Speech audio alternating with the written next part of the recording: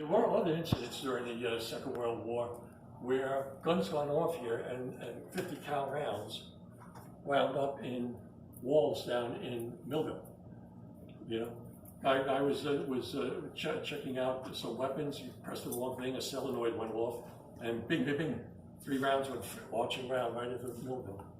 So accidents like that did happen.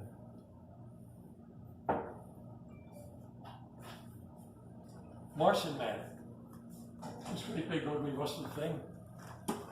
It's a British invention, and we liked it so much that we produced it in Marson, Illinois. That's where it gets its name for us. But actually, it's a British invention. And what this does is it makes airfields. You can take these, and that's one item. You can have a whole ship dump these on the beach. Seabees will come down, grab these, and they lock together. You lock together, and all of a sudden, if you have a reasonably flat surface, you've got yourself an airfield. So another small thing that greatly helped the war effort.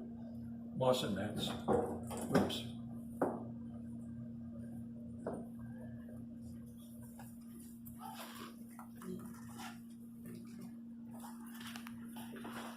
Link trainer. This teaches people how to fly by instruments. What you would do is have a flight plan, you would give it to the trainee, and he would go in here, and then you would button him up entirely. You made an assumption that he was airborne at that time over such and such a place, but then he would have to follow his plan. You know, it could be as simple as flying here to Cape May, down to Delaware, and then back. Could just be a triangular thing. And that's how they would start, with very elementary ones. You know, they weren't generating wind. You know, after a while, when it got really complicated, they would give him a situation, but then they would generate all sorts of complications as the person became more proficient. It looks kind of silly, and I'd feel kind of silly climbing there also. But I'd like to. We have actual functioning one, you know, in another building here. You peed around it. But the thing is, as you're flying, you have an operator out here, and he's watching you. If you're supposed to go from here to here, and he takes off, as he makes differences here, this thing starts to wander, you know, based on what he's doing in there. If he does a hard bank, you know, this thing goes in the direction of the bank. So if he's totally off base, you're expecting to see something like this, and you see this guy, you know, going up in this direction. He has no idea what he's doing. So it starts very simple, and the degree of complexity increases over time. But an excellent trainer, and that was back in the late 1920s. Nobody was interested in it. I think some foreign countries were the first to go for it. You know, we were really very reluctant to rock the boat militarily. Early in my career, I mentioned that about the ejection seat. About that time also, they were separating out my big gang of people into what you were going to specialize in. And there was one group that was specialized in sitting at this desk and being link operators, which in retrospect would have been excruciating should I have got that side. It'd be interesting for a couple of weeks maybe, but to do that for 4 years, you know. This is a drop tank. It's actually paper. It's compressed paper, and it would be used on the Thunderbolt. Thunderbolt would go up for long distances, extended the range, obviously. And when you first go up, you're sucking these dry because you want to get rid of these. When you get into combat, you don't want these dangling underneath the aircraft. So the fuel system in the aircraft would use up the tanks before you went to your internal tanks. And if you got into an engagement, you could just drop these away, and then you could fight your aircraft more effectively. In the event you didn't fight anybody, you didn't have anybody to fight, you could go back to the base and it could be refilled. It doesn't feel like paper, but that's what it is.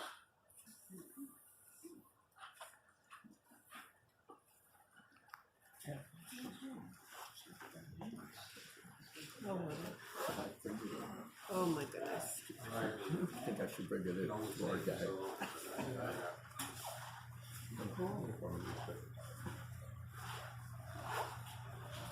It hasn't changed. I've already got my ticket to go up to Millville next month. And I'm here. Okay. You go. Yeah, I just can't stand it very long. Yeah. So I gotta This sit. is 450. My back starts complaining. And I've been in it before, years ago, and it was fun. I'm good. I'll follow you guys. I'm the slowest guy. It's 450. They also have a Mustang on 51. If you want to spend $4,400, $4,400, you can go for an hour on this. And the one guy here who did it was in the back seat. I had told him, take over. You know, you want to do a couple of barrel rolls? Go for it. I mean, I couldn't do that. I've got a vertigo problem. You know, I'd be vomiting my guts out back there. But he said it was great. You just hit it over the plane, you just goes around, and it's very controllable. He says $4,400 versus $450. You go for a half hour for $2,200, but still, just a little bit outside my budget. Plus my wife. I don't think Trish would be too jazzed about that. I'm trying to get him to go up with this. But my nephew already got the tickets and stuff. And it's wild. Up here is the radio station.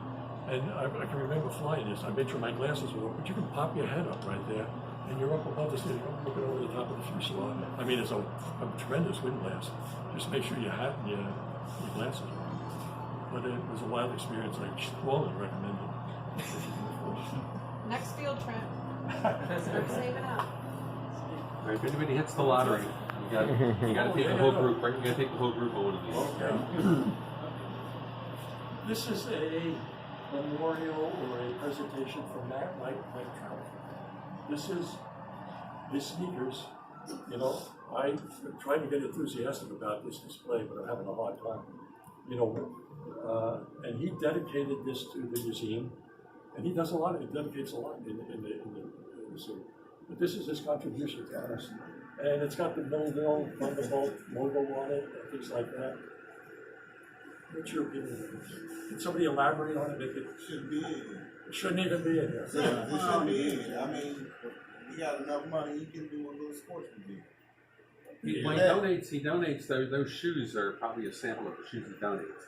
Every year he donates shoes to the I think the football team or to the baseball team. Yeah. You know, the Mike Trout. Well, yeah, there's no question he's a real asset to the community. Yeah. It's just that, you know. It's a good thing he's doing, but I just feel like it's just out of place. He's not the right place. Anywho. Over here you have a little presentation of the Gopher Group. It's known as the Purple Heart Regiment. This is made up of Japanese Americans. And you may remember, my wife is from Ireland. When she found out this, she could not believe the United States in the Second World War interned American citizens simply by virtue of their ethnicity.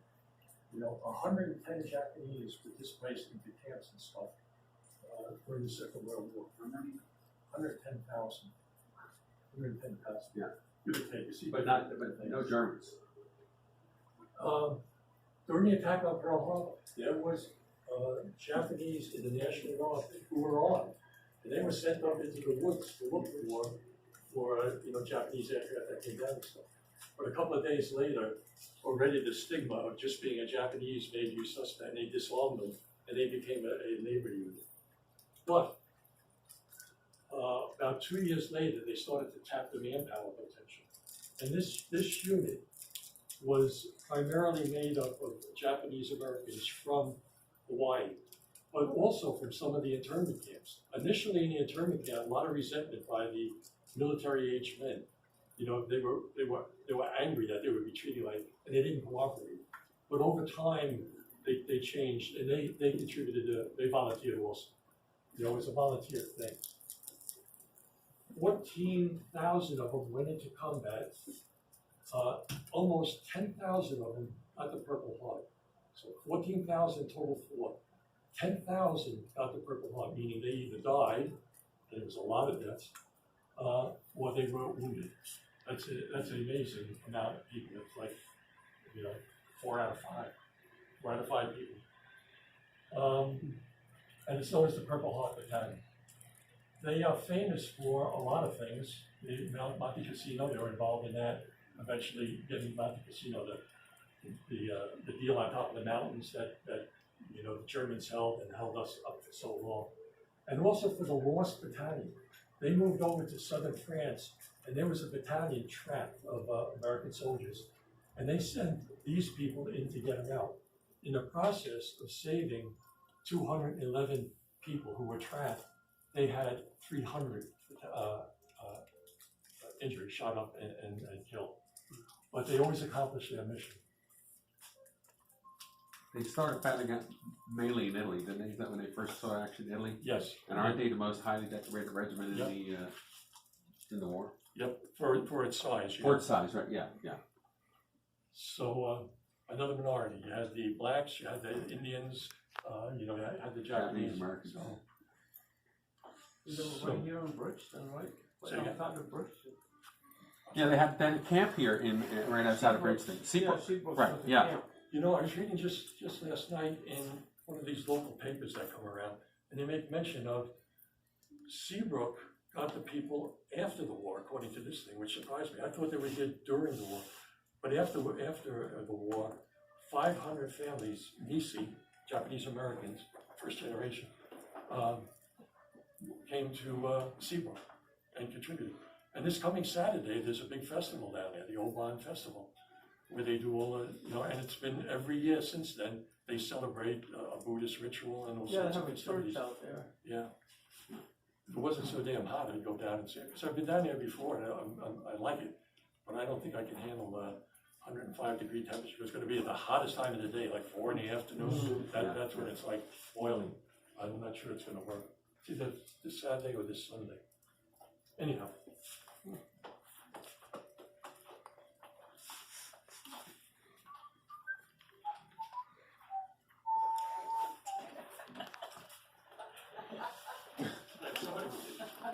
That's crazy, guys. They got that in front of the display. You can put that out front. Nothing against Mike Trash. Oh, of course not. But he got enough money. Why don't he put us in the plane for an hour? He can afford it. That would be nice. Yeah. He's actually a pretty good football player. Oh, yeah. No, great job. Just for like, thank You know, you. but I think they were more or less, I'm not sure, I think they were details. They were finishing. Yeah, my girlfriend, she was I'm in gonna do the a hottest little in research Florida on that now. and see how far I She can came go. down from Tom Dick. I'm gonna leave you alone. Yeah. You having fun yet, my little Hawaiians? Hello and welcome. Hello. I want somebody to sign in, but my little Hawaiians are cruising around right now. Trying to get in. How you making out, my little Hawaiian? Okay, what we've got here is an artifact from the World Trade Center. Okay. You're all familiar with the World Trade Center. It's an artifact, it's one of 2,600 artifacts that's been given out to different organizations, to museums, military bases. A lot of people want this. There are a couple of rules to get one of these. It has to be publicly displayed. Excuse me. Can't have it in a private facility or anything like that. You cannot modify it. You can't chop it down and give people pieces of it. And if ever you don't want it anymore, it has to go back to the originating place, the artifact distribution, whatever it's called. Out in JFK, oddly enough, a big hangar out there. But the idea of it is to keep alive the memory of approximately 700 responders, police, first responders, firemen, all of these people, while all hell was breaking loose and everybody's running away, these people were running in, you know, and incredible bravery and also the incredible sacrifice, the ultimate sacrifice, all of these people. And they're dying even now. Big thing recently about respiratory cancers from the residue. So when we first got this, it was behind plexiglass, but it occurred to us that better be out where you can actually touch it. And I found it to be a very powerful thing, particularly when you can actually put your hand on it and realize it's part of that disaster. When it came down here, when they brought this down, one of the members here went up in a pickup truck and picked it up, draped it in the American flag, and that's the flag down there. As it came down the turnpike, it was joined by local municipal police. They would come out, they would provide an escort, the lights flashing, the whole. Then they would peel away. Then Carteret would come in, and they would peel away. And Edison would come. So it was, and motorcyclists, the Freedom Riders, whatever their name is. It was a great big procession, very solemn, bringing it on down.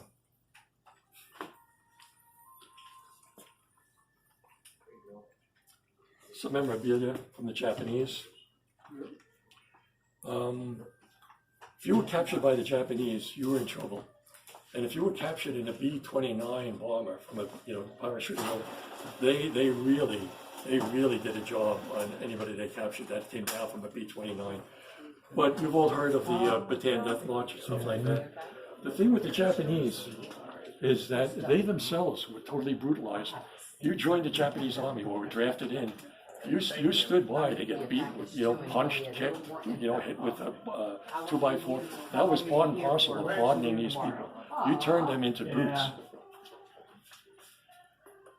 They also never surrendered. They were infused into them to never, ever, ever surrender. Better you should die. And most of them did. Most of them didn't. Although 5,000 Japanese POWs eventually got into this country, which was kind of surprising. There was something like 500,000 Germans came into this country as POWs, and something like 80,000 Italian. But I was surprised to see Japanese. 5,000 of them did surrender. But their ethos was never surrender.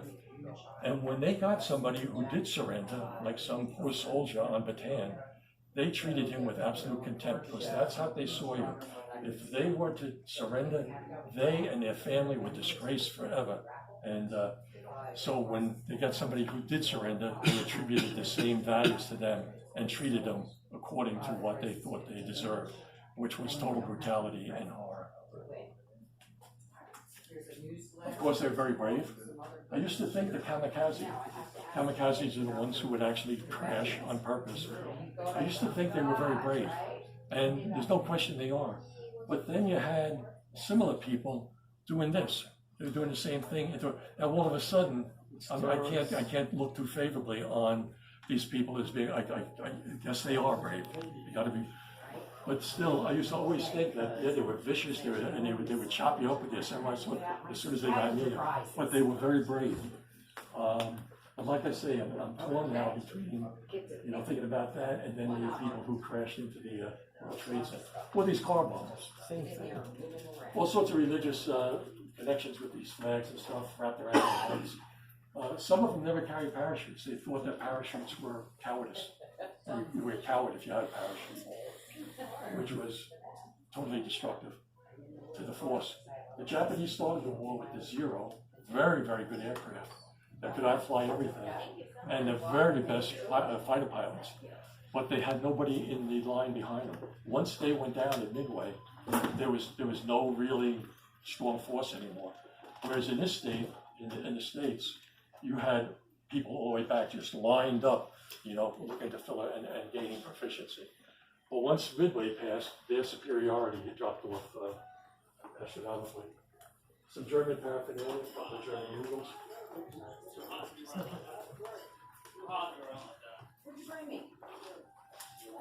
A little reminder of what the war was all about. Another shortcoming of the States was the fact that we turned our back on this, but then again, at the time we didn't realize the magnitude of what the Germans were actually doing.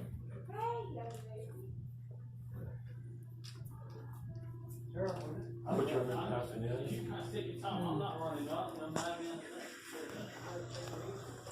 It's a little map of what to expect if you're a prisoner of war in Germany. And it was pretty good conditions. That looks like a little hotel room. This is what they would transport on. Or something. There's a 40, an 840 something. You take 8 horses and 40 men.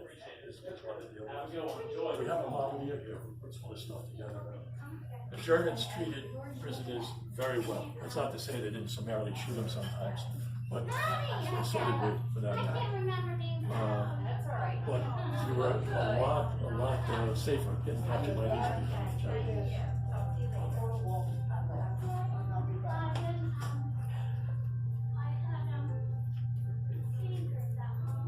This is beautiful of one of our members here.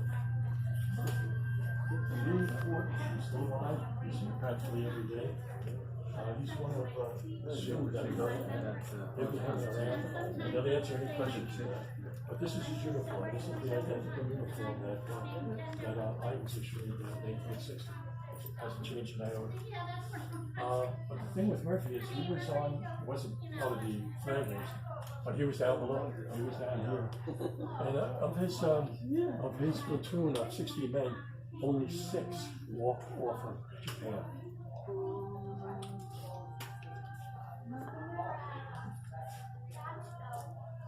That was the second class this year. Yeah, I believe so. Yeah.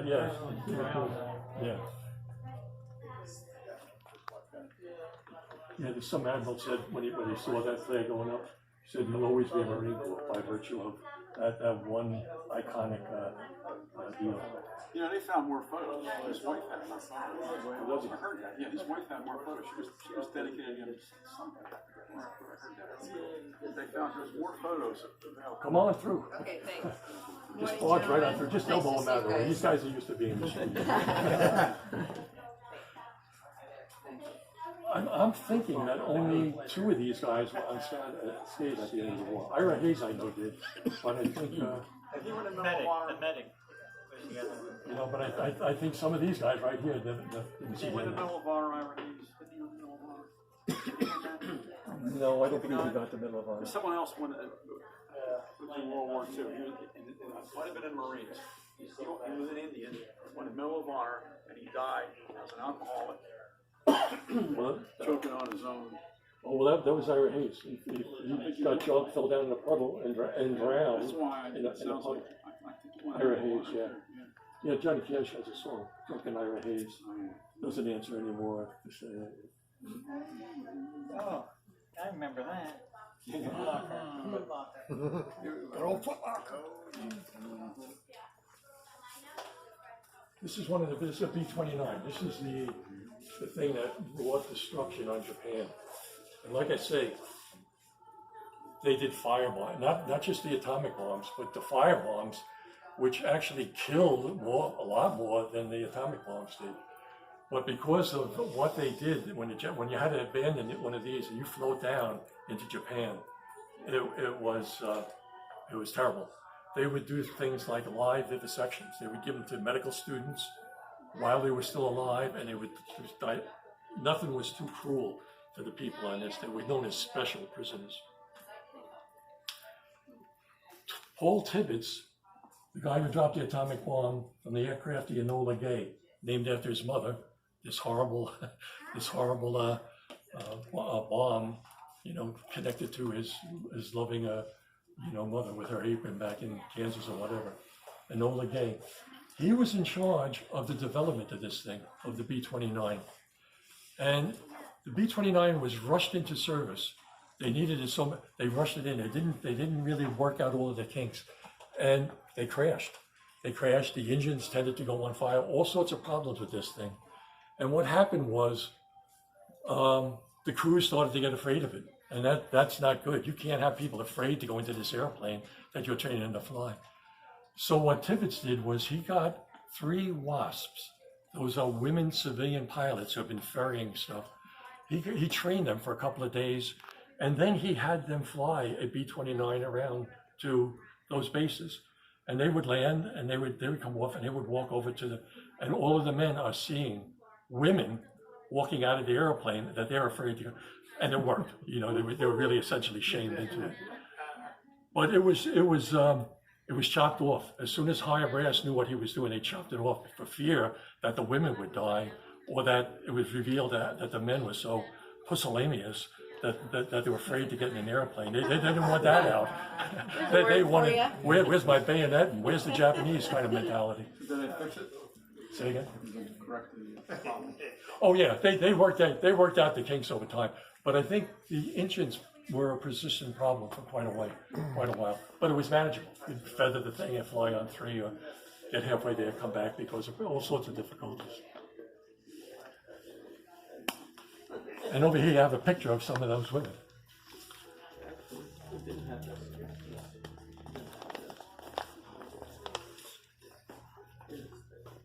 There was 3,000 of these women. He wasn't spoiled.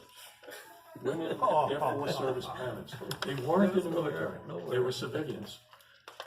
Some 30 or so of these women died while they were flying aircraft. They would go to the factories where they were produced, and they would fly them out to the different bases where they would get crews and go and do their thing. But they would transport. They also, though, would fly damaged stuff. You know, some plane would, you know, had a mishap, and it was damaged, and it landed at some little pokey field. These women would go and fly that damaged aircraft, you know, to where it had to go to be repaired. There's one case that one of these women was actually used as a test pilot. Now remember, these are not military people, these are civilians. When they did die, like 30 some odd of them did die in the course of their duties, they had no benefits, you know. Their dead body just, the military had nothing to do with them. In order to get the bodies back to their families, the rest of the women would take up donations in order to transport the body back to the family.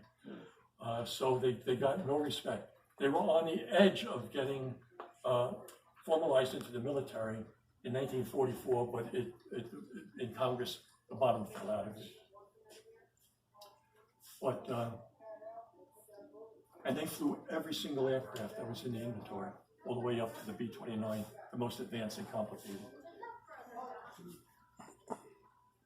This is one of two famous posters, propaganda posters, enticing the women into the workforce.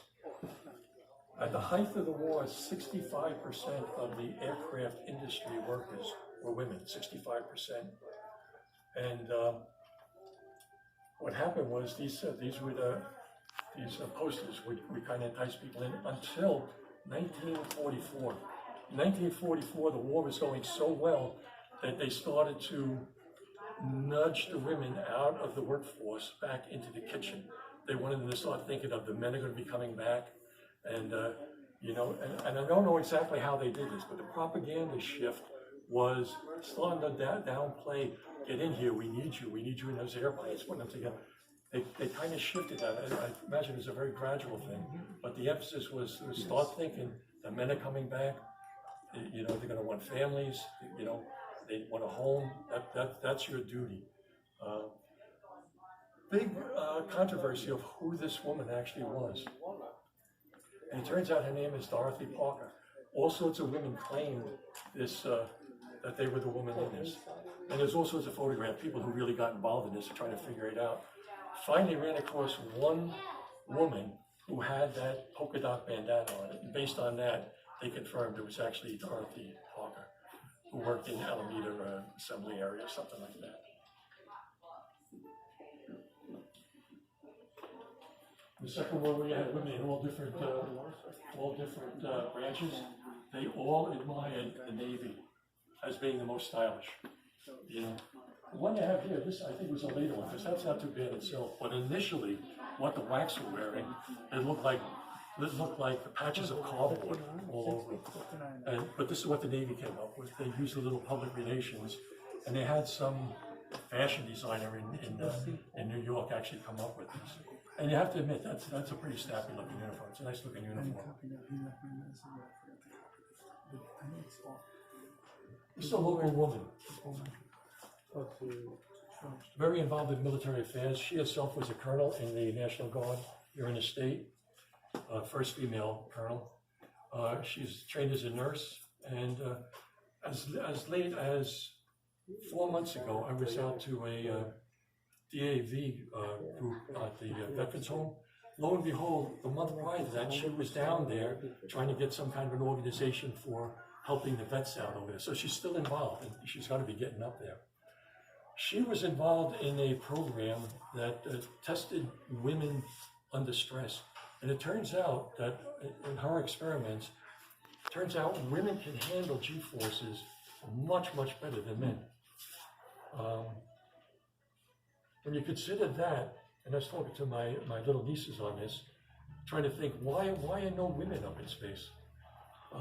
When everything seems to point to the fact that they would be, in many respects, better candidates. First of all, they can handle the G-forces. They are known to have higher levels of pain tolerance. They're smaller, they consume less food, they consume less oxygen. All these things kind of add up to, let's get women up there, and you can get a lot more up there, because, you know, getting a big heavy guy is a lot more difficult than a more slight woman. People like you are Trying to get me to go for space, right? Trying to get rid of you. Well, I just heard this morning on the news that they got some far out ideas about going to Mars. The moon is like in a couple of years. They're thinking Mars by 33 or something like that. And he said, and the guy says, we'll have a man on the moon and maybe a woman. So maybe they're heading in that direction. Yeah, I really got my little nieces worked up. How come the guys get to go in? But I think the reality is it's a macho thing. You don't want the women to go in harm's way, and that's definitely going into harm's way.